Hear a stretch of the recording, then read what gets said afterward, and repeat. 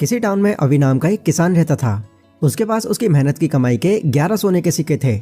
जब उसका बेटा पैदा हुआ तो उसने अपने बच्चे के भविष्य के लिए अपने ही टाउन के मर्चेंट को वो सिक्के दे दिए और उनको वो सिक्के तब तक किराए पर लगाने को कहा जब तक कि उनके बेटे की उम्र 20 साल ना हो जाए, क्योंकि सोने की वैल्यू उस टाइम के साथ साथ बढ़ती ही जा रही थी। मर्चेंट ने अवि की बात मान ली और सोने के सिक्के को किराए पे लगा दिया। हर साल उन सिक्कों की कीमत उनके असल दाम से 7% बढ़ने लगी। यहाँ पर किराए के पैसों को अवि ने खुद लेकर खर्च करने की जगह उन्हें वापस उन सिक्कों के असल दाम में जोड़ देने को कहा। जब अवि का बेटा 20 साल का हुआ तब सिक्के के बारे में जानने के लिए अवि मर्चेंट के पास गया। अवि ने जब मर्चेंट से अपने सिक्कों के बारे में पूछा तब मर्चेंट ने उसे कहा कि तुम्हारे जो सोने के सिक्के हैं वह बढ़कर 42.5 हो गए हैं, क्योंकि तुमने अपने सिक्कों को कंपाउंडिंग इंटरेस्ट पर किराए पर लगाया था। अवि सिक्कों के बारे में जानकर बहुत खुश हुआ और क्योंकि उसके बेटे को उस टाइम सिक्कों की कोई ज़रूरत नहीं थी तो उसने उन सिक्कों को वापस से मर्चेंट के पास ही रख दिया। अवि का बेटा जब अब 50 साल का हो गया तब उस अवि ने उस मर्चेंट से अपने सारे सिक्के लेने को कहा। वो घर गया और अपने बेटे को उसने 324 सोने के सिक्के दिए, क्योंकि कंपाउंडिंग की वजह से सिर्फ 50 साल में उन सिक्कों की कीमत 30 गुना बढ़ गई थी। 324 सोने के सिक्के, जिसकी उस टाइम और भी ज़्यादा वैल्यू हो गई थी। इनको पाकर अवि के बेटे ने उनका दिल से शुक्रिया अदा किया। दोस्तों, किसी भी चीज़ पर अगर हम लॉन्ग टर्म तक इन्वेस्ट करते हैं तो हमें अपनी इन्वेस्टमेंट पर कंपाउंड इफेक्ट का मैजिक ज़रूर देखने मिलता है। कंपाउंडिंग में इतनी पावर है कि महान साइंटिस्ट एल्बर्ट आइंस्टाइन ने तो इसको दुनिया का 8वां अजूबा बता दिया था। और हाँ, कंपाउंडिंग इफेक्ट सिर्फ पैसों पर ही नहीं बल्कि हर जगह पर काम करता है। आपकी हेल्थ, आपकी वेल्थ, आपका करियर, आपकी हैबिट्स, हर जगह। पर असली पहचान इस कंपाउंडिंग को इन्वेस्टिंग से ही मिलती है।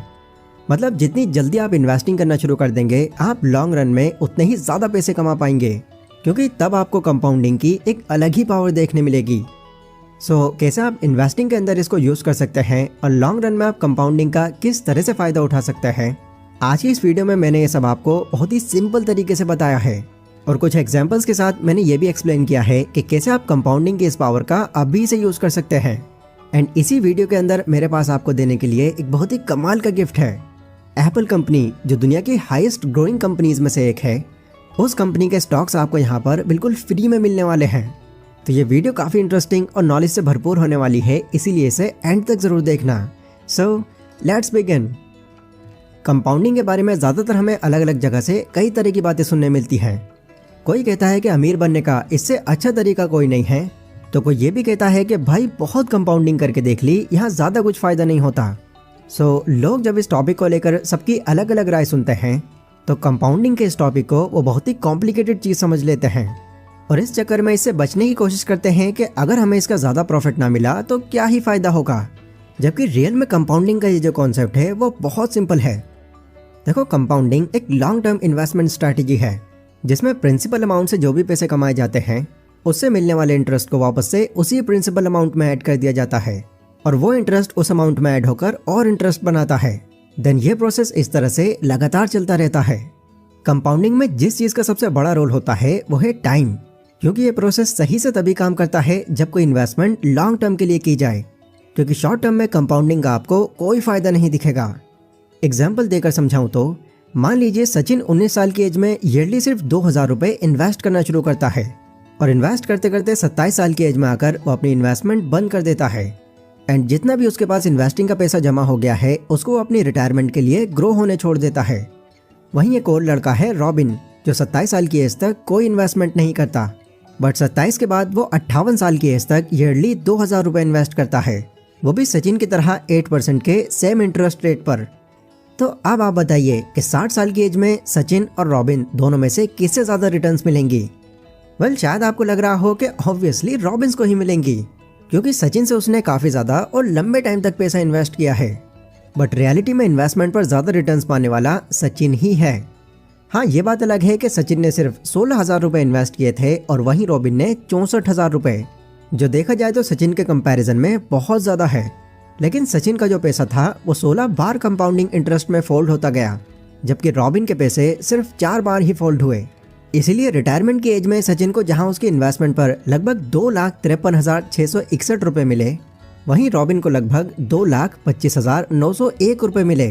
बिकॉज सचिन ने अपने पैसों को लंबे टाइम तक ग्रो होने भी छोड़ दिया था, पर रॉबिन ने अपने पैसों को ग्रो होने का टाइम ही नहीं दिया। इसीलिए टीनेज या फिर 20s कंपाउंडिंग का असली फायदा उठाने की सबसे बेस्ट एज मानी जाती है, क्योंकि रीजन वही है कि जितना ज्यादा टाइम आप कंपाउंडिंग को दोगे आपको उतने ही अच्छे रिटर्न्स मिलेंगे। पर अगेन जब भी इन्वेस्टमेंट की बात आती है तो ज्यादातर यंगस्टर्स यही सोचकर डर जाते हैं कि अगर उनका पैसा डूब गया तो क्या होगा, और यहाँ वो असल में 2000 तो क्या 200 रुपए भी इन्वेस्ट नहीं करते, भले ही वो अपने उन 2000 की पार्टी कर लें या फिर कोई अननेसेसरी शॉपिंग कर लें। इन्वेस्टमेंट उनके लिए कर देना बहुत मुश्किल होता है, और ये कोई सरप्राइजिंग बात नहीं है क्योंकि नॉर्मल इंडियंस इन्वेस्टिंग को लेकर इसी तरह से रिएक्ट करते हैं। पर क्या हो अगर आपको इन्वेस्ट करने के लिए कुछ ऐसी कंपनीज मिल जाएं जिन्हें आप और दुनिया के बाकी लोग लगभग सभी के यूज में आती हों, जैसे शॉपिंग के लिए अमेजन, हर तरह की इन्फॉर्मेशन के लिए यूट्यूब एंड गूगल, ऑफिस में लगे लगभग हर कंप्यूटर के लिए माइक्रोसॉफ्ट, चैटिंग या फिर रील्स देखने के लिए इंस्टाग्राम जिसको फेसबुक ऑन करता है। सोचो अगर इस तरह की बड़ी बड़ी कंपनीज जो ऑलरेडी मार्केट के अंदर बहुत टाइम से डोमिनेट करती आ रही हैं, इनकी फ्यूचर ग्रोथ से अगर आपको डायरेक्टली फायदा हो तो कैसा होगा। क्योंकि देखो ये जितनी भी बड़ी बड़ी कंपनीज हैं इन्हें सभी को हम डेली बेसिस पर यूज करते हैं, एंड जिस चीज को आप लगभग रोज यूज करते हैं उस चीज की आपको बाकी चीजों से ज्यादा समझ होगी। आपको पता होगा कि अगर आज इस चीज की इतनी ज्यादा डिमांड है तो फ्यूचर में और कितनी ज्यादा होगी। तो इसीलिए ऐसी जगह पर पैसा लगाना आपके लिए बेहतर होगा जिसकी फ्यूचर ग्रोथ के काफी चांसेस हों।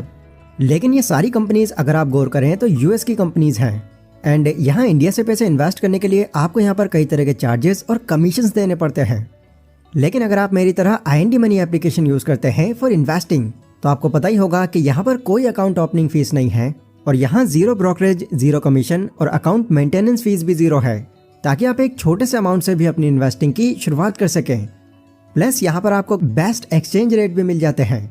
मैं पर्सनली इस ऐप को खुद इसलिए भी यूज करता हूँ क्योंकि यहाँ पर आपको सिर्फ यही नहीं बल्कि और भी कई सारे फायदे मिल जाते हैं। जैसे अभी आपको पता है आजकल रुपीस के मुकाबले डॉलर की जो वैल्यू है वो बढ़ती ही जा रही है, और लॉन्ग टर्म में अगर आप देखो तो यह वैल्यू घटने की जगह और ज्यादा बढ़ने पर है।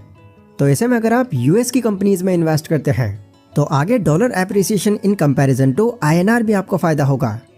इसके अलावा अगर आपकी कोई फेवरेट कंपनी है जिसका शेयर थोड़ा एक्सपेंसिव है तो इसमें भी आपको ये छूट है कि अपनी यूएस की फेवरेट कंपनीज के आप फ्रैक्शनल शेयर्स भी खरीद सकते हैं।